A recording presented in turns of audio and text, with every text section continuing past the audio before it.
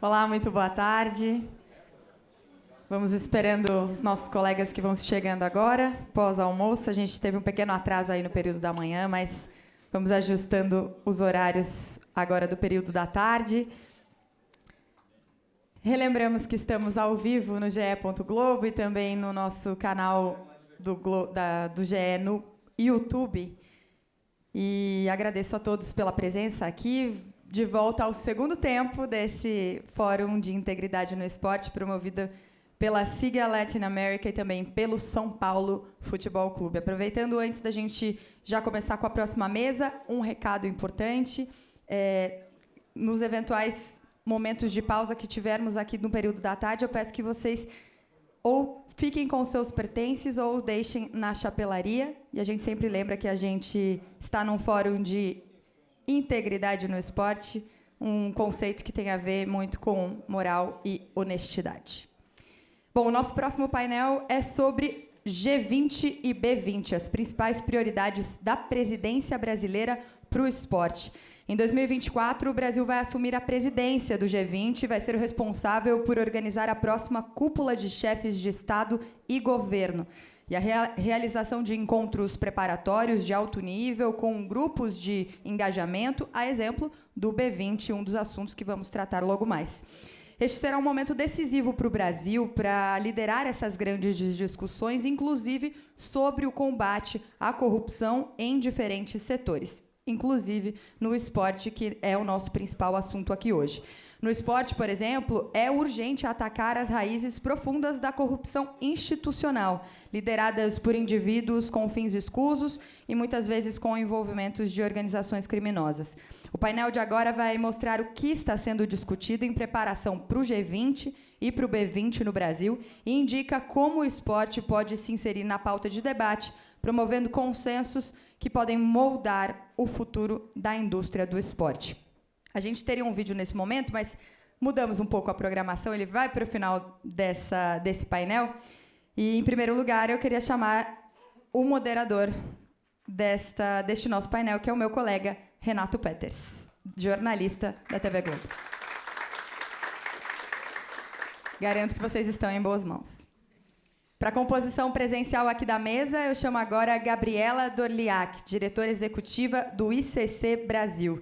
Ela ingressou na organização em 2017 como Senior Policy Advisor e também ocupou a posição de Head of Policy. É formada em comunicação pela PUC São Paulo e possui mestrado em estudos de segurança pela Georgetown University. Seja bem-vinda, Gabriela. Também quero chamar aqui agora Reinaldo Goto. Temos aí um reverb. Vocês podem me ouvir 2 vezes. Isso às vezes acontece no ponto, gente. É difícil. Boa, agora sim. Então vamos chamar agora Reinaldo Goto, CCO da BRF, representante brasileiro no B20. Reinaldo Goto é Chief Compliance Officer da BRF e faz parte do Conselho do Pacto pelo Esporte.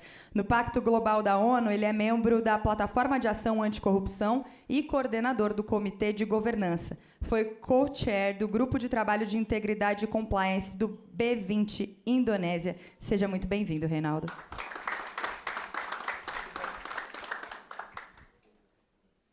E por meio de videoconferência, que eu acredito que vai aparecer nas telas agora, a gente tem Lucas Padilha, presidente do Comitê Rio G20.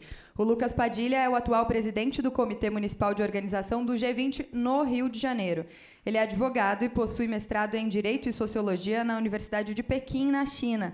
Foi secretário do Meio Ambiente e chefe de gabinete da Casa Civil da cidade do Rio de Janeiro. Seja bem-vindo, Lucas. Acho que ele já vai aparecer aqui com a gente, mas a palavra está contigo, Renato. Boa tarde. Muito obrigado. Está trabalhando muito, hein? É jogo, é link, estou gostando de ver. Sempre assim. Parecemos, Luca. Bom, gente, muito obrigado pela presença de todos. É uma honra estar aqui com vocês. O nosso trabalho de jornalista é falar, é discutir, é ouvir as pessoas. E hoje nós vamos ouvir pessoas muito importantes com esse tema que é realmente muito importante. Mas, no meu caso, hoje, eu seria o árbitro, né? Não vou dar cartão para ninguém, eu só vou comandar o tempo aqui, porque é o nosso tempo para que todos possam falar. Eu vou começar, então, já com o Lucas, que caiu. O Lucas não está mais aqui entre nós? Está? Bom, enquanto a gente... isso, televisão é direto, assim. Aí joga para o apresentador, ele... então. Mas eu vou, então, começar com a Gabriela, enquanto o Lucas não aparece. Obrigado pela sua presença aqui, Gabriela. Nesse processo de preparação, né, para o B20 no Brasil, qual tem sido o papel do ICC? Vamos começar com isso, que eu acho importantíssimo. E como é que vocês têm fomentado o que a gente está fazendo aqui, os debates, né, antes disso tudo acontecer? Obrigado, Renato, Goto, sempre bom estar aqui com você, o Lucas, que, hora que estiver online, participa aqui também.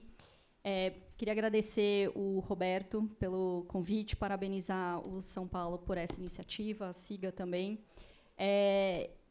Primeiro, quem é a ICC e por que a gente está envolvido nisso? A ICC é a Câmara de Comércio Internacional e o que a gente tem que pensar é que o esporte hoje é uma das indústrias mais poderosas que a gente tem globalmente. Movimenta bilhões, trilhões de dólares, enfim, euros, e tem também um componente de influência de comportamento muito importante. Então, acho que faz muito sentido, como Câmara de Comércio Internacional, a gente olhar a integridade desse setor.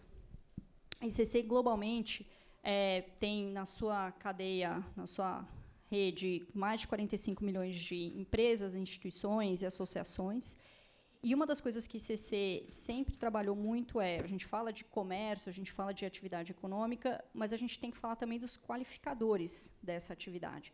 Ou seja, hoje você não pode mais falar de comércio internacional se você também não falar de integridade, não falar de combate à corrupção, não falar de questões ambientais, direitos humanos. Uma das principais temáticas que o setor privado vem se adaptando hoje também na sua cadeia, como você faz essa capacitação de todos os elos. Então, quando você olha um time de futebol, você tem ali todas as posições. Para a empresa, ela também tem dentro da sua cadeia ali um time razoavelmente maior. O Goto vai falar, são acho que 10, 15 mil fornecedores.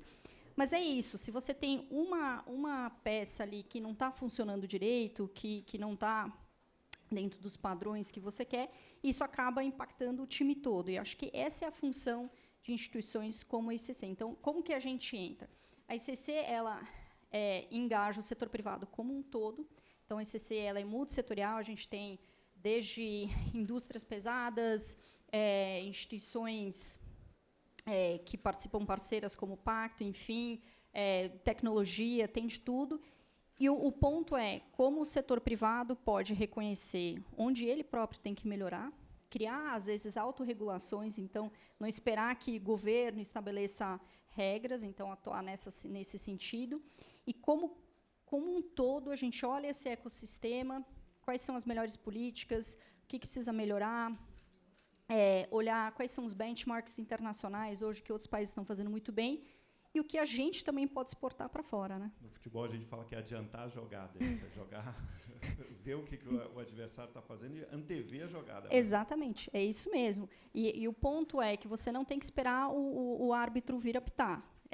Você estar preparado, saber as regras e elevar, eu acho que aqui a qualidade e o padrão do jogo, para que, no fundo, todo mundo possa ganhar. Eu acho que esse é um ponto importante. Quando o setor privado como um todo conversa com sociedade civil, conversa com o governo, você vai criando, e os painéis anteriores falaram muito disso, dessa parte da educação, dessa cultura. E isso você só consegue mudar quando todo mundo está jogando na mesma sintonia, com os mesmos padrões e com as mesmas regras. Então, acho que esse é o papel do ICC aqui, trazer várias discussões mais amplas e tentar engajar todo mundo nas mesmas regras. Deixa eu apelar para a tua experiência, então. Como é que você vê também essa questão? O que se pode avançar, né, nessa agenda? Assim? Bem, boa tarde a todas as pessoas. Tá? Primeiro, muito obrigado, né, pelo convite, Emanuel, tá? Roberto. Né, queria agradecer muito e parabenizar o São Paulo. Tá? Bem, espero que eu consiga... que você entenda que não precisa desenhar, né? Qualquer coisa tem papel aqui. Exato. Tá? Sou um grande admirador do Renato, tá? Então Obrigado. Acho que tem um papel fundamental, né? Bem, acho que o G20 todos conhecem, né? Vai ter a reunião do G20 e dentro do G20 também existe, né, o papel das empresas, né, do setor privado de business, né, chamado B20. E desde 2018, né, existe um grupo de integridade e compliance dentro desse grupo. É praticamente, né, fazendo uma analogia com o esporte, tá, como se fosse o Mundial de Governança, né, onde a gente discute com parceiros como a ICC quais vão ser as regras do jogo. Né.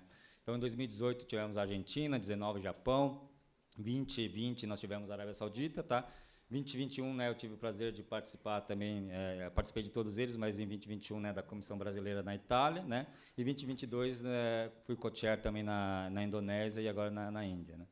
Eu acho que um tema interessante é o que a Gabi acabou de explicar, né, ou seja, como nós, né, estamos no mercado global, seria interessante ter um fair play global e por isso, né, nós definimos recomendações ou regras que têm que ser atendidas por todas as empresas globalmente. E nesse ponto eu acho que o Brasil não está mal, não. Acho que está relativamente bem, né? Das últimas 4 regras, por exemplo, que nós sugerimos na última vez na Indonésia, né? Eu diria que o Brasil tiraria uma nota 3,5 de 4, vamos dizer assim. Tá? A primeira regra era fomentar os sistemas de integridade, né? Através de leis, né? Lembrando que países como, por exemplo, a Argentina, o Japão, não têm leis anticorrupção como tem aqui no Brasil, que nós completamos 10 anos. Né? E, principalmente, né, o fomento desses sistemas de integridade para além daquilo que era a questão de corrupção. Então, nós normalmente iniciamos nas discussões relacionadas à corrupção, cartel, lavagem de dinheiro, né? Mas cada vez mais, né, entre os sistemas de direitos humanos, né, a questão de diversidade, e aí eu queria fazer também um outro elogio ao seu trabalho também, né? Como, por exemplo, na questão de inclusão, né? Acho que não sei se todos seguiram, tá? Mas eu sigo o Renato, tá? Ele cobriu aí o futebol de cegos, foi um negócio fantástico também, tá? Foi na Inglaterra agora. Foi na Inglaterra, foi Copa do Mundo. Fenomenal. Não, né? conseguimos o Hexa, mas enfim. Exato. Mas o Brasil, por exemplo, tá, é um grande acolhedor de refugiados, por exemplo. Tá? Você também teve no Haiti. Nós somos um dos maiores empregadores de haitianos e venezuelanos aqui no Brasil. Tá? Dos sistemas de integridade também, na última pesquisa da OCDE, 100% das estatais brasileiras, tá, tinham um sistema de integridade, diferente de outros países, né, como a China ou a Arábia Saudita. Tá? E nós tivemos, né, recentemente aí também, né, uma ampliação das discussões relacionadas aos sistemas de integridade também, né, para acolhimento de assédio. Né? Então, acho que a Rede Globo também é uma empresa que tem trabalhado muito relacionado a esse tema. Então, essa era a regra número 1. Né? A regra número 2 era a promoção de ações coletivas. E, para quem não sabe o que é ações coletivas, isso aqui é uma ação coletiva. O Brasil, né, ele tem se destacado em várias das ações coletivas relacionadas ao combate à corrupção, seja, né, na área de esportes, né, graças a grandes incentivadores como a Dani, que está aqui, né, a gente sempre tem que prestar, né, uma homenagem a João Paulo Diniz também, que foi um grande incentivador relacionado aos temas das ações coletivas no esporte, tá? Mas assim como no esporte, tá? Nós tivemos ações coletivas na construção civil, na saúde, né, na oil and gas, tá? Em limpeza urbana. Então o Brasil acho que está indo relativamente bem também nas questões de ações coletivas, tá? O terceiro, relacionado à implementação de tecnologias para combate à corrupção e transparência. Também, né? Acho que existe muita crítica no Brasil, mas a nossa lei de acesso à informação fez 11 anos agora, né? E ela também está, comparado com outros países membros do G20, acho que o Brasil ele tem não só as tecnologias, mas tem um sistema bastante transparente com relação às suas contas públicas e principalmente aos debates públicos. Né? E o quarto e último, que eu acho que todos, na verdade, estão lutando e brigando muito, né? Que acho que foram os temas do painel de manhã, tá? Que são os crimes chamados do mundo cibernético, tá? Então, assim, desde fraudes em apostas, mas também, né, extorsões relacionadas ao mercado digital, tá? Então, essa é a quarta recomendação que foi feita pelo G20, ou pelo B20, especificamente para os países membros do B20, tá? Que acho que ainda a gente tem bastante coisa para fazer, tá? Eu acho que o Brasil tem uma chance de ouro ano que vem, né? Nós vamos ser sede do G20. Eu acho que o que a gente vai discutir, tá, é que o esporte acho que pode ser e deve ser, né, uma das plataformas de discussão, e por que não, né, discussão justamente de governança com o esporte, que acho que é um local onde o Brasil ainda precisa caminhar bastante. Muito bem, gente, quero dar um aviso aqui que nós tivemos problemas na internet. O Lucas Padilha, infelizmente, não vai poder participar, pediu desculpas a todos, né, mas, infelizmente, problema de Osmar contato, então nós não teremos. Agora, eu queria no futebol também tem isso, né? Às vezes vocês estão preparados para uma jogada e vem uma outra. Então, como eu estou no comando aqui, eu quero apelar para a experiência de vocês. E eu queria que fosse, de repente, até mais um depoimento, porque eu estava acompanhando os outros painéis, a grande discussão, o grande problema é o seguinte: está se implementando, não está se implementando, quanto que os países estão levando a sério, quanto que as empresas estão levando a sério tudo isso. Vocês têm uma bagagem boa lá fora. Como é que isso está lá? É campanha mesmo, como se diz para o inglês ver, ou vocês estão sentindo que as empresas, os países estão querendo fazer, ou a gente está caminhando por uma grande cortina de fumaça, enfim, usando isso só para falar, bater no peito, não, a gente vai fazer tudo isso, a gente vai discutir, mas, no fundo, não tem. O que vocês estão vendo na prática lá fora? Eu acho que sempre vai ter de tudo. E eu acho que o ponto de organizações e de empresas sérias é você poder dizer, não, isso aqui já não faz mais parte, esse tipo de anúncio, esse tipo de postura não faz mais. Exato. Isso aqui hoje o pessoal fala que tem vários tipos de washing, né? Tem o greenwashing para a parte ambiental e você consegue ter o compliance washing também. Então, você vê que o próprio setor privado tem uma sensibilidade muito grande de falar, não, esse tipo de washing aqui não faz parte. Se a gente vai fazer anúncios, eles têm que ser anúncios sérios, enfim. Uma coisa que eu acho que mudou muito essa parte de postura, de só anúncios bonitos, é questão que hoje, mídias sociais, as pessoas cobram muito as empresas. Demandam muito das empresas posicionamentos mais coerentes. Não se pode mascarar só. Não. Então, você se coloca... Faz de conta, não? Não. Se você se coloca como, eu sou defensor desse tipo de valores, mas aí você, digamos, comercialmente tem outra atitude, você vai ser cobrado. E você vai ser publicamente questionado como é que as duas coisas se colocam. Isso eu acho que é saudável, porque colocam uma pressão de você ser coerente com as coisas que você está fazendo. Eu acho que, e de novo, experiência própria, dentro da ECC, uma das principais ações que a gente tem discutido é a questão de que a Europa, por exemplo, a conversa começou pela Alemanha, uma nova regra para direitos humanos ou respeito a direitos humanos nas suas cadeias. Isso quer dizer o quê? Você, como empresa, não basta você fazer o que é correto.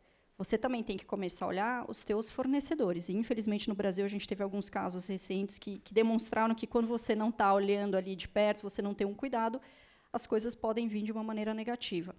Então, esse ponto de você poder começar a olhar toda a sua cadeia, colocar dentro da tua cadeia valores que condizem com o da tua empresa é muito importante. Não é fácil, porque, às vezes, as empresas têm aqui 10, 20, 15 mil fornecedores. Se você olhar o Brasil espalhados por, geograficamente, milhares de quilômetros, realidades econômicas e sociais muito diferentes. Então, não é um trabalho fácil também. É um trabalho de paciência, de você falar, como é que eu vou fazer uma capacitação para todo mundo? E isso foi uma coisa que reconheço que o Goto foi um grande incentivador dentro da ICC, e a Roberta Codinotto foi a mestra de implementar isso. A gente criou com o Sebrae um programa que o objetivo vamos facilitar para todos os fornecedores. Então, ele não tem que fazer um processo diferente em cada empresa, mas, se ele se capacitar com esses quesitos básicos, isso já coloca ele em uma outra situação de conhecimento de compliance. Então, tem também aqui uma tentativa do setor privado, e aqui ganhando reconhecimento de governo também, de você facilitar e você criar cada vez mais critérios comuns. A gente não pode esquecer que os fornecedores, às vezes, são pequenas empresas. Se cada um deles tiver que fazer um processo diferente, isso onera de maneira muito grande. Então, como que a gente facilita para que todos tenham o mesmo entendimento, os mesmos valores e joguem, de novo, com as mesmas regras? Então, acho que tem de tudo, mas você vê uma movimentação grande do setor privado para, esse é o tipo de conduta que nós queremos, e de criar as regras para que isso seja monitorado. Concordo bastante com o que a Gabi falou, tá? Como eu explanei no começo, né, eu acho que nós estamos nos movimentando e estamos nos movimentando bem, tá? Só que, assim como na indústria do doping, né, ou na indústria, né, dos vírus, tá, você sempre tem que ir mais rápido, tá, porque, né, você tem sempre alguém, né, andando mais rápido que você.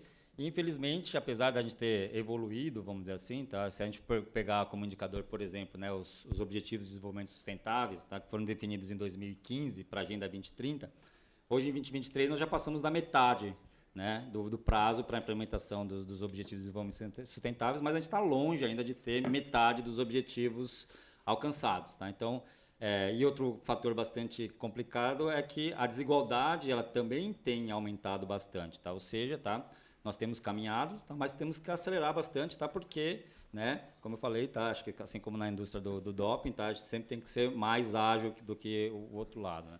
Especificamente dentro do esporte, né, acho que um grande desafio que a gente tem no Brasil é justamente relacionado, né, à questão da governança. Né?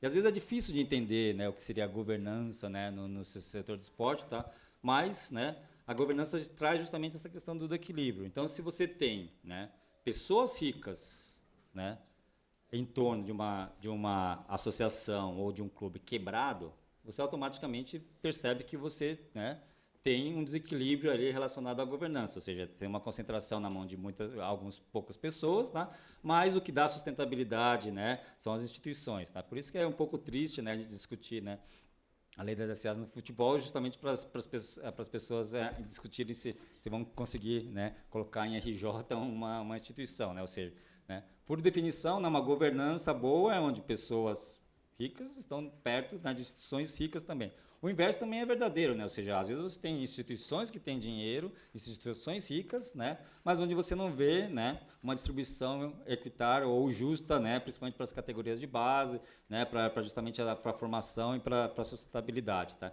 Então, por esses poucos exemplos, dá para perceber, né, que principalmente na área do esporte, né, a gente tem bastante coisa para ser feita ainda, né, dentro da governança, e acho que nesse ponto, né, o Pacto pelo Esporte foi, né, a grande iniciativa para encabeçar justamente, né, essa questão da melhor governança por parte das instituições. Tá?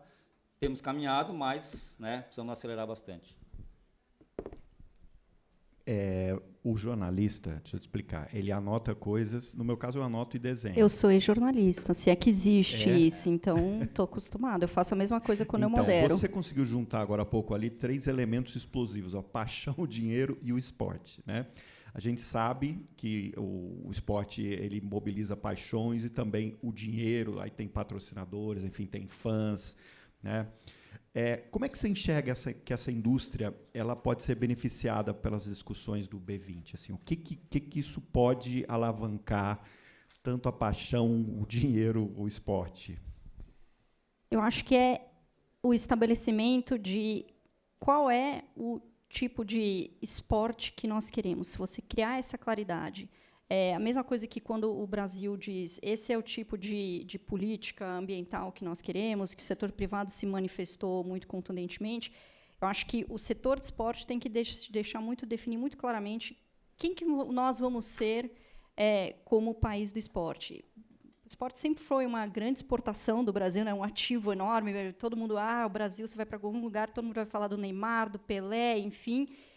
E o ponto é que isso tem que vir agregado e é um esporte muito rico, é um esporte muito sofisticado nas suas questões de compliance.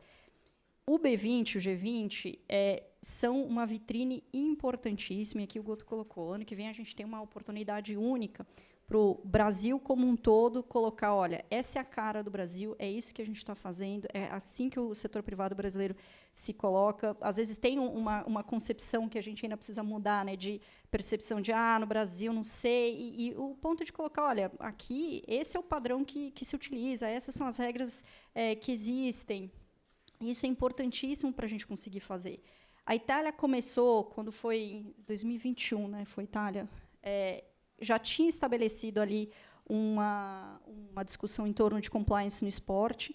Acho que isso não continuou, né, é uma pena, e acho que é uma oportunidade para o Brasil, tendo essa paixão toda, esse envolvimento todo da sociedade de, ok, essas são as nossas condutas, é isso que a gente acredita, é assim que o setor do esporte brasileiro tem se organizado, tem amadurecido, e aqui é importante que a gente reconheça que é um processo também e que as coisas têm os seus passos a serem seguidos. Um dos pontos que um dos painéis anteriores colocou muito bem é a questão de não adianta você ter a lei ou você ter a regra, enfim, se você depois não tem, quando as coisas não acontecem do jeito, você não ter a consequência. Eu acho que isso é uma coisa. O Brasil completou esse ano foram 10 anos da lei de anticorrupção para o Brasil, e muito se discutiu em todos os eventos de que uma das coisas mais importantes foi que você criou um accountability. Você criou a expectativa de eu faço algo errado, eu sei que eu vou pagar por isso, eu vou ter uma punição. Eu acho que essa é uma parte importante para o Brasil desenvolver. Então, todo essa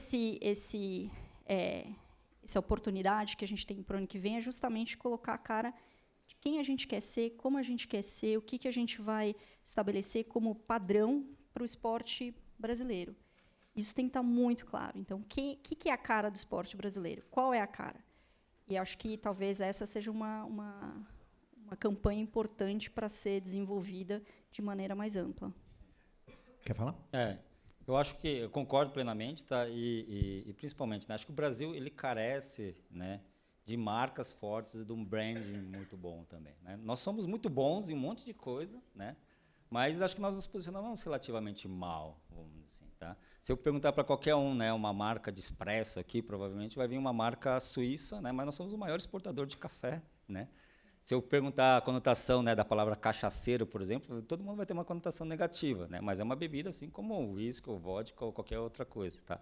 Nós temos potencial, né, de exportar, né, 4 das maiores bebidas, vamos dizer assim, para o esporte do mundo, né, seja o suco de laranja, limão, guaraná, né, açaí, tá? Mas se eu perguntar uma marca de isotônico, vocês provavelmente vão lembrar também de uma marca norte-americana, né? E assim também, né, no esporte, né, nós exportamos muitos atletas, né, eu pratico beisebol, por exemplo, tá, e o Brasil exporta bastante jogadores de beisebol, tá. Eu morei um tempo na Alemanha também, tem muitos brasileiros que jogam nas ligas alemãs de handebol e de basquete, né. Só que se você for procurar, né, uma camisa, tirando talvez do São Paulo e do Corinthians, vamos dizer assim, do Flamengo, lá fora, tá, em termos de marca, se você for pegar, né, as 10 marcas mais valiosas na área de futebol, infelizmente o Brasil não está lá, né. Então, eu acho que nós temos todo esse potencial, né? Acho que falou-se muito de manhã, né, a questão da reputação, que é bastante importante, né? Mas nós precisamos aprender a nos posicionar um pouco melhor também no mercado internacional, né? Então, acho que também, né, como quando a Gabi fala que é uma oportunidade, é uma vitrine, né, acho que também é uma grande oportunidade para a gente, né, demonstrar todo esse potencial que a gente não tem explorado nos últimos anos. Eu acho que essa parte da marca, né, da marca Brasil, é algo que, como um todo, a gente precisa repensar. Ela acaba hoje sendo, acho que exótica, talvez, né? Ela é o exótico, então ela se reduzou às praias, enfim, que, claro, é um ativo excelente, mas tem tantas outras coisas sofisticadas de valor agregado aqui dentro, e que a gente acaba ou se fica uma coisa muito simplista, ou aí já é a coisa muito mais negativa. De aqui no Brasil as coisas não são sérias, enfim, e esse é o momento da gente mostrar que o setor privado aqui é mais sofisticado que em vários outros lugares, que aqui as coisas são feitas de maneira séria, só que para isso a gente precisa se organizar muito melhor do que a gente se organiza hoje. E é engraçado isso que vocês colocam, que, por exemplo, quem gosta de futebol e você está no exterior, a camisa do Brasil, você sempre vai ser reconhecido. Brasil, Brasil. Isso. Aí uma camisa de time, às vezes, um ou outro mais que acompanha o futebol que vai identificar que aquele time ali é um Flamengo, é um Corinthians. O São Paulo não. O São Paulo os caras já sabem. Rogério Ceni. Agora, como eu sou amigo de vocês, né, e a gente já rasgou aqui o protocolo, eu concordo com o que vocês falam, mas a pergunta de 1 milhão, como é que se muda isso? Como é que se muda esse posicionamento? Quem que tem que agir? Como se age? Se vocês puderem passar por escrito depois, que a gente fazer uma tese. Olha, eu acho que primeiro, um reconhecimento de que a gente não está fazendo as coisas da melhor maneira possível. E isso pode ser em várias frentes. Como a gente tem se vendido lá fora, que tipo de oportunidades a gente apresenta, o que a gente tem que mudar aqui dentro para ter um reflexo lá fora. Então, acho que primeiro passa por isso. E depois, talvez seja uma ressignificação de o que o Brasil tem de valor que outros países não têm, e que a gente precisa mostrar que, olha, esse produto brasileiro aqui é o único. Açaí hoje, acho que se você perguntar lá fora de onde é açaí, todo mundo vai achar que de qualquer, talvez, lugar, menos de ter. Então, como a gente coloca esse nome Brasil, coisas que são efetivamente, unicamente brasileiras. A camiseta é o maior exemplo. As pessoas, todo mundo sabe o que é. O que mais elas sabem que é unicamente brasileiro? E isso tem um componente de governo, então, do governo falar, olha, vamos mudar a imagem do Brasil lá fora, com engajamento em vários fóruns internacionais de alto nível, realmente colocar o Brasil como alguém que puxa discussões e puxa padrões. E, de novo, eu morei fora um tempo, e uma das minhas principais críticas ao setor privado brasileiro é que é um setor privado que, antigamente, só participava em coisas dentro do Brasil, é brasileiro falando para brasileiro. E a gente tem que ser muito mais ativo em participar de coisas lá fora, deixar a voz brasileira em evidência, mostrar que aqui as coisas são feitas de certa maneira, que tem um valor incrível, que tem, quando você pensa em Alemanha, os produtos de engenharia alemã, enfim. Então, qual que é o lado brasileiro disso, né? Qual é o valor que você coloca quando você pensa Made in Brazil? O que isso quer dizer? Eu acho que essa é uma discussão ampla de setor privado e governo que a gente tem que mudar.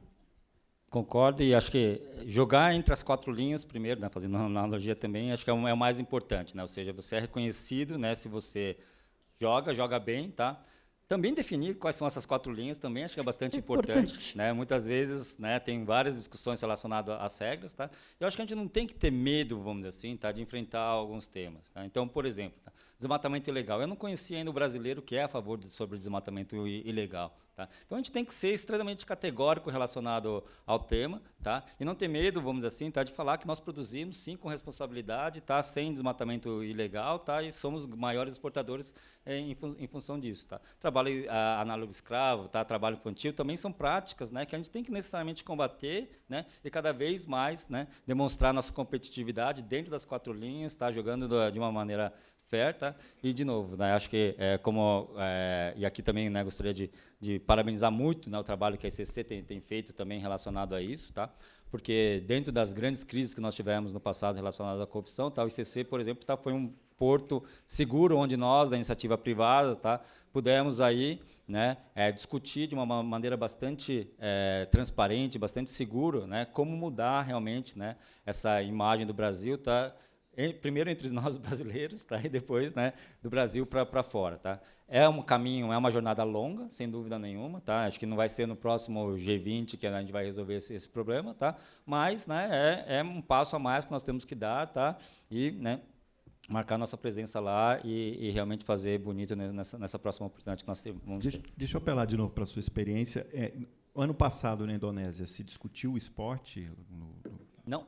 Não entrou. Não, é bastante interessante isso, né? Porque Indonésia também, né? Falando das 4 linhas, muito criticado relacionado, né? Para quem não sabe, tá, a Indonésia domina, né, o comércio de óleo de palma, né, ou azeite de dendê, como aqui é no Brasil, tá? Tinha muita discussão relacionada justamente a essa questão, né, da cadeia, né, da importância de não ter trabalho análogo escravo, trabalho infantil, tá?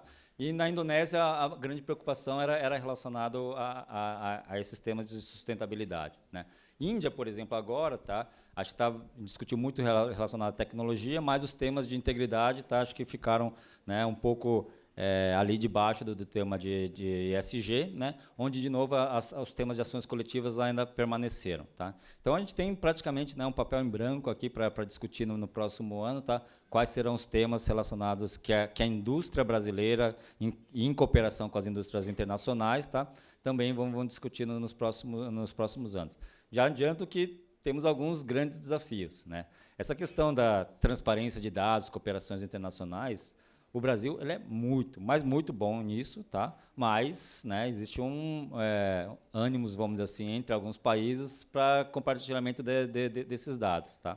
Mas eu acho que o governo brasileiro, de uma maneira bastante acertada, né, definiu primeiro o Rio de Janeiro como sendo a sede do G20 do ano que vem, tá? E também a eliminação da fome, principalmente na diminuição das diferenças sociais também, como sendo uma das grandes âncoras. E aí, sem dúvida nenhuma, o esporte ele ele tem um papel fundamental por tudo aquilo que já foi discutido hoje de manhã, né? Pela questão da inclusão social, da questão do potencial relacionado à educação, tá? Da possibilidade de ascensão social e também das conexões que pode ser feita com saúde e economia, né? Então, acho que é uma plataforma que tem tudo, vamos dizer assim, tá? Para colar, vamos dizer assim, dentro da agenda do G20 do ano que vem, tá? E nós podemos fazer algumas, não só recomendações, mas também demonstrar o que nós temos feito de bom para o mundo. E só pegando esse gancho que você deu agora e falou antes da nossa cobertura, né? A TV Globo tem um papel muito importante nessa cobertura dos esportes paralímpicos há muito tempo, né? E nós tivemos a Copa do Mundo de futebol para cegos com a Alemanha, com a Argentina, com, enfim, vários países. A Grã-Bretanha estava lá, a sede tinha uma equipe e só a TV Globo estava lá fazendo cobertura. Então isso enche de orgulho, puxar a sardinha para a firma aqui, porque e é isso. São pessoas que durante anos sofreram, né, com preconceito, com os olhares de ser o diferente. E, de repente, ele está jogando bola, representando o Brasil, vestindo a camisa do Brasil. Então, isso eu acho que é a parte que o esporte faz, que é uma outra vida para aquela pessoa que estaria em casa ou estaria, enfim, sem poder sair. Você criar o orgulho, né? Você restaura o orgulho naquela pessoa. Exatamente. Então, o esporte tem uma força gigantesca. E assim. só reconhecendo o seu trabalho também, né? De novo, meu parabéns, assim. Mas a missão que você acompanha no Haiti, né? Então, é um negócio também, né, importantíssimo, né? No meio daquele caos, no meio daquele tumulto, está um minuto de suspiro de esperança para as pessoas, né? Ter um jogo de futebol, por exemplo, para dar uma perspectiva diferente, né? E hoje nós acolhemos também bastante haitianos dentro dos nossos processos fabris também, tá? Então, acho que tem essa questão, né, da esperança relacionada também aos esportes, né? Só um ponto, eu sei que a gente está terminando aqui, já vi até a plaquinha. Mas Eu não vi a plaquinha, tá vendo? a gente faz evento, eu sempre fico com dó de quem está com essa O missão. hábito tem o próprio cronômetro aqui, mas eu não vi. Meu assistente não vi, levantou a bandeira. Mas é o poder do setor privado de mudar, acho que, algumas percepções culturais, que foi, digamos, a visibilidade que a Copa do Mundo Feminina teve essa vez. Das empresas incentivarem que seus funcionários assistissem, criar esse engajamento. E esse é um ponto que o setor privado tem que fazer muito mais, ou seja, essa influência que ele pode ter nos seus fornecedores, na sua cadeia, digamos, na comunidade em geral, é importantíssimo, porque agora todo mundo viu as espanholas, enfim, acompanhou, queríamos ter acompanhado mais de Brasil, mas já fica daqui a 4 anos o engajamento muito maior. Então, acho que aos poucos é assim que o setor privado vai influenciando de maneira muito positiva esses aspectos culturais. Muito bem, já estouramos o tempo, então é o seguinte, eu tinha um monte de pergunta anotada aqui, agora nós vamos igual campanha política, 30 segundos para cada candidato. Candidata, por favor, suas considerações finais para a gente poder, por favor, 30 segundos. Candidata. Candidata, não estoure. Eu acho que, de novo, quando você estabelece quais são, que o Goto colocou, quais são as 4 linhas que vão ser o padrão brasileiro, e você começa a trabalhar todos os jogadores nas suas diferentes posições e como eles vão contribuir para aquele jogo, isso é importante. Mas você primeiro precisa ter clareza de quais são as 4 linhas, quais são as regras do jogo, e o que acontece, que tipo de cartão você vai tomar quando você não cumpre isso. E as empresas que, às vezes, não são do ramo de esportes, mas apoiam muito, têm um papel importante em, dentro desse aporte econômico, dizer esse tipo aqui não, isso aqui a gente vai remunerar no bom sentido. Então, acho que é isso que o Brasil precisa fazer de maneira mais incisiva. Acho que o meu ponto a gente discutiu muito a plataforma do esporte como competição, né? Mas acho que o esporte também, né, pegando o seu exemplo, né, do Haiti também, né, tem uma questão de acolhimento muito importante, né? Como eu falei, eu morei 4 anos na Alemanha, que é um país conhecido como sendo um pouco mais frio, mais duro, tá? Mas quando eu cheguei lá, eu comecei a jogar beisebol e eu me senti muito acolhido, vamos dizer assim, tá? Assim como o Brasil hoje, né, ele tem um processo de acolhimento de venezuelanos, por exemplo, que estão melhorando também o padrão de beisebol aqui do Brasil, tá? Porque eles têm uma liga profissional. Então, eu gostaria de trazer esse ponto justamente para parabenizar também, né, a iniciativa de São Paulo aqui por acolher, né, tantas ideias diversas, né, e acho que esse é o espírito principal do B20 do ano que vem, né, acolher, né, dentro de um sistema bastante democrático, tá, ideias que possam convergir para um bem comum, tá, mas respeitando bastante essa questão das diversidades também. Tá. Obrigado, candidato. Um abraço, William Bonner. Beijo para você. E obrigado pela participação de vocês. E eu gostaria só de chamar um vídeo do senhor Giovanni Tartaglia Polsini, né, que é co-presidente do grupo de trabalho anticorrupção do G20. Ele mandou uma mensagem para a gente, não pôde participar, nós vamos vê-lo. Será?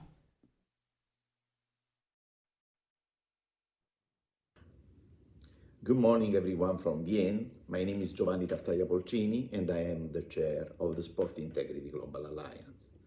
This year, I have also the honor to be the co-chair of the Anti-Corruption Working Group of G20, and also taking into due account this particular capacity, it's my honor and my privilege to say something about the upcoming handover between India, the current presidency, and Brazil, the president of G20 in 2024, with particular reference for the anti-corruption track.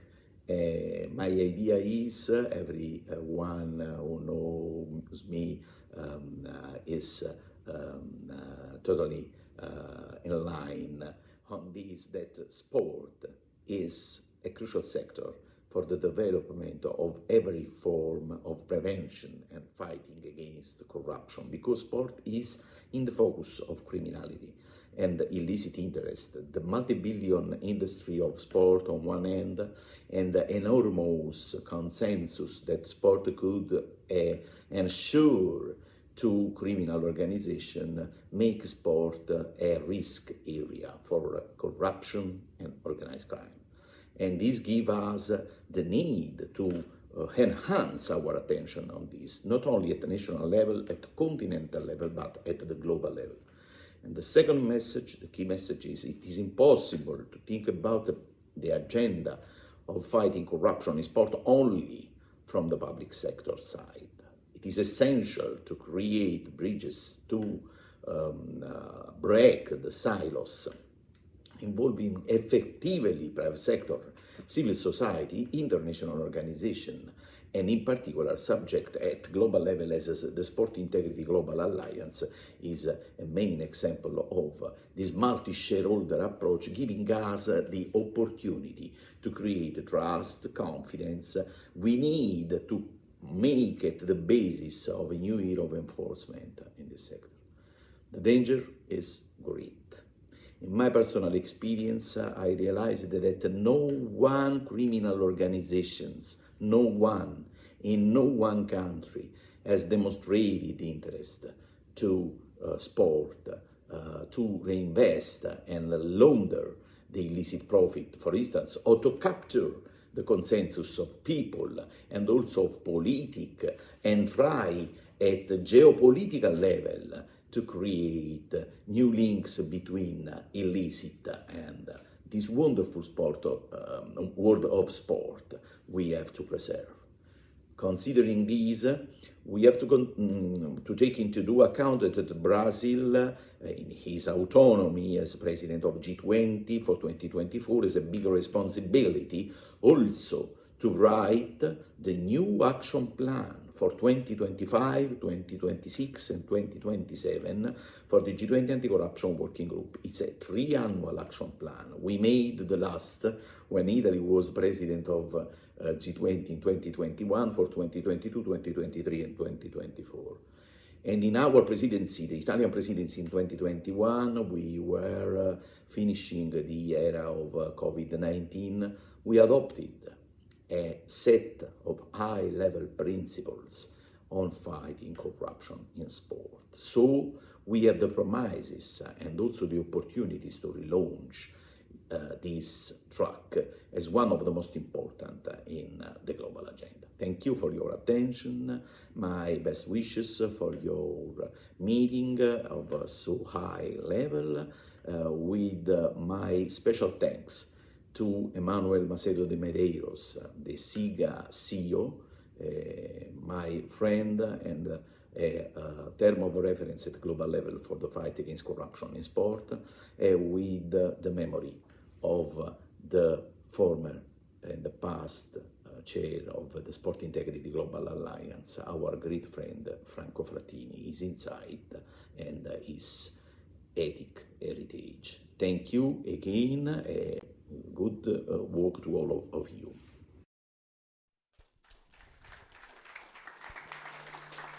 Muito obrigada, Reinaldo, Gabriela, Renato. Eu falei que vocês estavam em boas mãos. Eu falei. Obrigada, gente. Ainda mais para um assunto tão importante como esse protagonismo que o Brasil pode e deve assumir.